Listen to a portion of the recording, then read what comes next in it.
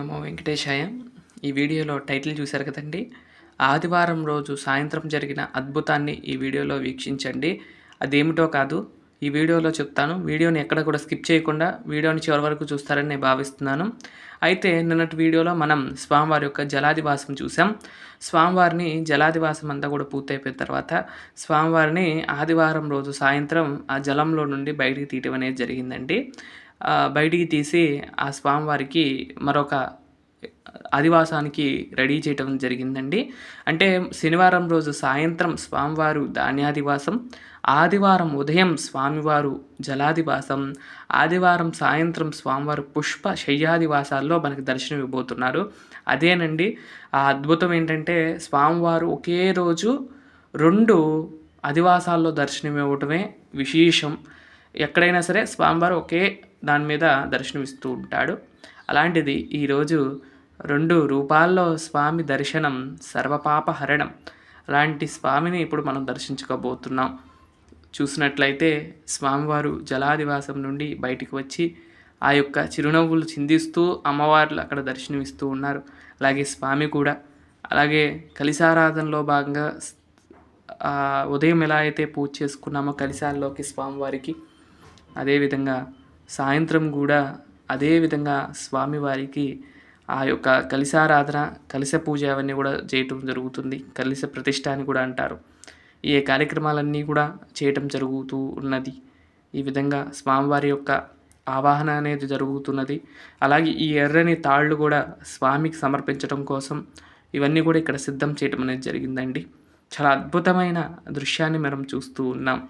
ఆ యొక్క వెంకటేశ్వర స్వామి వారి యొక్క ఆశీస్సుల చేతనే మనందరికీ కూడా సర్వము లభిస్తూ ఉన్నాయి. అంటే ఆ సాక్షాత్ హరి, మనం ఏ దేవుని పూజించినా ఆ దైవానికి సంబంధించిన ఆ స్వామే మనకు గొప్పగా ఉంటారు. కానీ అన్ని దేవతలు గొప్పే. ఆ యొక్క సమయం బట్టి మనం పూజ చేసుకుంటూ ఉంటాం అంతే. మన ఇష్టదైవం ఒకరు ఉంటారు, కులదైవం ఉంటారు. అలాగే మనకు అందరినీ పూజిస్తాం. మన తెలుగువారు అలాగే మన హిందువులకు ఉన్నది ఇది ఒకటేనండి. అందరినీ మనం ఈ దేవుడు ఎక్కువ, ఈ దేవుడు తక్కువ అని ఎప్పుడు చూడం. మనం మాత్రం అన్ని దేవుళ్ళని పూజ చేస్తూ ఉంటాం. అలా ఒక దేవుడని కాదండి, అందరూ ఒకరే, అన్ని దేవతలు ఒకరే. కాకపోతే వేరు వేరు రూపాల్లో మనం దర్శనాన్ని ఇస్తూ ఉన్నారు స్వామి. అలాగే మనం కూడా అందరినీ కూడా తిరువారాధన చేస్తూ ఉన్నాం. ఈ విధంగా కలిశాల్లోకి కలశ ఆవాహన అనేది చేసి కలశ పూజ అనేది జరుగుతూ ఉన్నది. స్వామివారి యొక్క కలశారాధన అంతా కూడా పూర్తి చేసుకుని ఆ విధంగా ధూపదీప నైవేద్యాలన్నీ కూడా సమర్పించటం జరుగుతుంది. ఉదయం ప్రాతకాలంలో ఎలాంటి సేవా కార్యక్రమాలు చేశామో సాయంత్రం కూడా అదే సేవలు అయితే చేయటం జరుగుతుంది. ఇక్కడ చూసినట్లయితే అమ్మవార్ల వాటికి గుర్తుగా ఉండటం కోసం ఆ యొక్క అమ్మవారి యొక్క నామాలు పెట్టాం.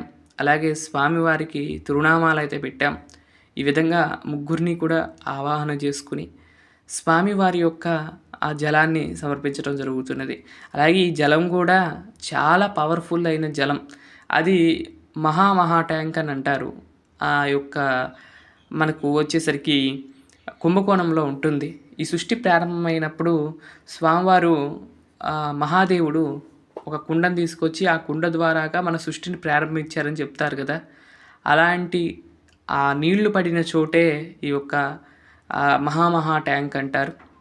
ఆ జలంతో స్వామివారికి సంప్రోక్షణ చేసి ఆ జలంతో స్వామివారికి శుద్ధి చేయటం. అంటే ఆ నదిలోకి, ఆ యొక్క కోనేరులోకి 9 నదులు వస్తూ ఉంటాయి. కృష్ణ, గోదావరి, గంగోత్రి అన్ని నదులు ఏవైతే మన దేశంలో ఉన్నాయో అన్ని నదులు, అన్ని సముద్రాలు దాంట్లో కలుస్తూ ఉంటాయని చెప్తారు.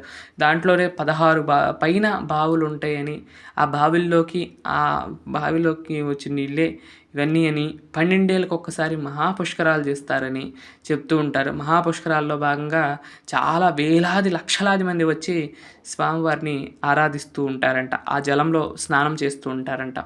ఆ యొక్క పుష్కరిణి గట్టు మీద మహా శివాలయం అయితే ఉందండి. కాశీ విశ్వేశ్వర స్వామి శివాలయం. అలాగే ఆ ఆలయంలోనే ఈ యొక్క అమ్మవార్ల యొక్క విగ్రహాలు ఉంటాయి. ఎక్కడా ఉండవు. మనకి 9 మంది నదుల యొక్క అమ్మవార్ల విగ్రహాలు ఉంటాయి. మధ్యలో గంగా ఉంటుంది. తర్వాత పక్కన మొత్తం 9 నదులైతే అక్కడ ఉంటాయి. చాలా అద్భుతంగా ఉంటుంది. కోనేరు చుట్టూ 108 పైగానే ఆలయాలు ఉంటాయని చెప్తూ ఉంటారు. చాలా అద్భుతం. అనుకోకుండా వెళ్ళి ఆ జలాన్ని తీసుకురావటం, ఆ జలంతో స్వామివారికి ఇక్కడ సంప్రోక్షణ చేయటం చాలా అద్భుతంగా అనిపించింది. అలాగే ఇక్కడ చూసినట్లయితే జలాదివాసానికి అంతా కూడా సిద్ధం చేస్తూ ఉన్నాం. ఇప్పుడు దాకా అమ్మవారు జలాదివాసంలో నుండి బయటకు వచ్చి ఇప్పుడు నూతన వస్త్రాలను అలంకరించుకుని ఇప్పుడు పుష్ప శయ్యాదివాసాన్ని చేసుకుంటున్నారు. ఈ పుష్ప శయ్యాదివాసం అంటే పుష్పాలతో మొత్తం కూడా నింపి స్వామివారిని అధివాసంగా ఉంచటం. అలాగే శయ్యాదివాసం అంటే స్వామివారు ప్రత్యక్షంగా అంటే విగ్రహాలు మూలమూర్తి విగ్రహాలు ఉంటాయండి. వాటికి ఏంటంటే ఒక్కసారే పెడతాము. తర్వాత అంటే పడుకోబెట్టేవి ఉండవు. వెంకటేశ్వర స్వామి ఉన్నారండి. ఆయన ఎప్పుడు కూడా నించోబెట్టే ఉంటారు. విగ్రహం మూలమూర్తి అంటే ప్రతిష్ఠ చేసేస్తారు అంటే కనుక నుంచోబెట్టే ఉంటారు. తర్వాత పడుకోబెట్టడానికి వీలు ఉండదు. అందుకని స్వామివారికి ముందుగానే ఈ యొక్క సేవ అనేది నిర్వర్తించడం జరుగుతూ ఉన్నది. అక్కడ శ్రీదేవి భూదేవి సమేత మలయప్ప స్వామివారు పుష్ప శయ్యాదివాసంలో మనకి దర్శనాన్ని ఇస్తూ ఉన్నాడు. దర్శించండి, తరించండి. స్వామి యొక్క ఆశీస్సులు మీ అందరూ కూడా పొందాలని నేను మనస్ఫూర్తిగా కోరుకుంటూ ఉన్నాను. స్వామి ఈ భాగ్యాన్ని మాకు కలిగించి అలాగే నా ద్వారాగా మీ అందరికీ కూడా ఈ యొక్క యూట్యూబ్ ఛానల్ ద్వారాగా అందరికీ మీ యొక్క అనుగ్రహ భాషణాన్ని కలిగిస్తూ ఉన్నారు. స్వామి మీ అనుగ్రహాన్ని కలిగిస్తూ ఉన్నారు. మీకు అనేక ధన్యవాదాలు తెలియజేస్తూ స్వామి ఈ విధంగా ఈ జలాదివాసంలో స్వామి మనకు దివ్య అనుగ్రహాన్ని కలిగిస్తూ ఉన్నారు. శ్రీదేవి భూదేవి సమేతంగా ఇద్దరూ కలిసి మనకు ఈ పుష్ప శయ్యాదివాసంలో ధూపదీప నైవేద్యాలన్నీ కూడా అందుకుంటున్నారు. ఇలా దుప్పటి వేయటం అనేది జరుగుతున్నది. పుష్ప శయ్యాదివాసంలో స్వామి అద్భుతంగా దర్శనాన్ని ఇస్తూ ఉన్నాడు. ఎలా అనిపించిందో తప్పకుండా కామెంట్ చేయండి. ఇదండి ఈరోజు వీడియో.